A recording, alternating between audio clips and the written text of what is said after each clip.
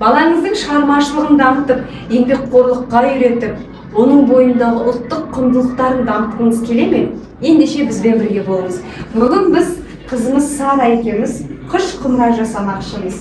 Бұл жай ғана құмыра жасау процесі емес, отбасымыздың символы ретінде көрініс табатын махаббаттың, сүйіспеншіліктің, еңбекқорлықтың белгісі ретінде осы қыш құмыра жасау өнерін таңдап отырмыз. Мама, құмыра жасайын ба, ол оңай ма?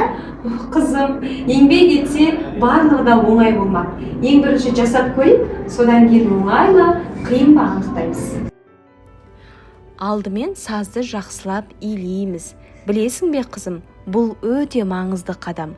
Саз неғұрлым жұмсақ болса, соғұрлым әдемі құмыра жасай аламыз. Яғни бұл бізге шыдамды, төзімді болуды үйретеді. Біздің ата-бабаларымыз да қыш құмыра жасаған. Бұл еңбек пен өнердің үйлесімі қызым. Ой, Уайымдама, өнерде қателік деген болмайды. Әр заттың өз сұлулығы бар. Маңыздысы бастап көру және үйрену.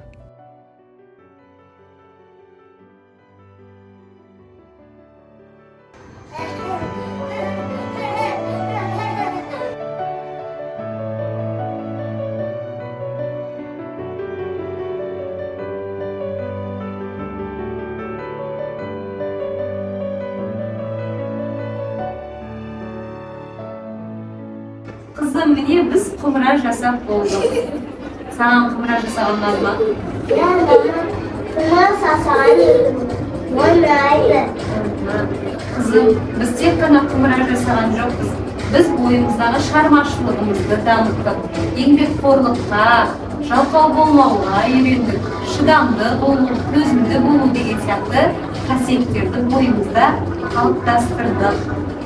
Қызым, негізі құмыра жасау нағыз өнер мен еңбектің үйлесімі екен. Келісесің бе менімен?